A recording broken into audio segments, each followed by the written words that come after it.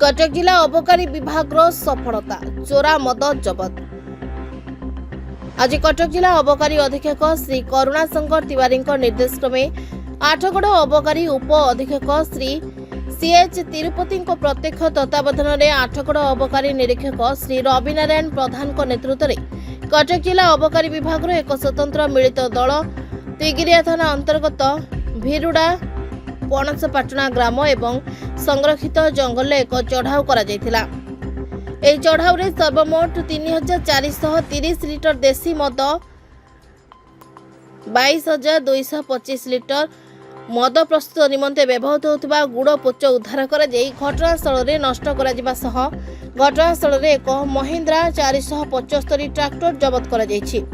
घटन में अबकारी विभाग पक्षर 8 गोटी मामला रुजु कर 2 जन चोरा मद बेपारी को गिरफ्त कर कोर्ट चालान कर अबकारी विभाग सफल चढ़ाऊ अबकारी उप अधीक्षक श्री तिरुपति आठगड़ अबकारी निरीक्षक श्री रवि नारायण प्रधान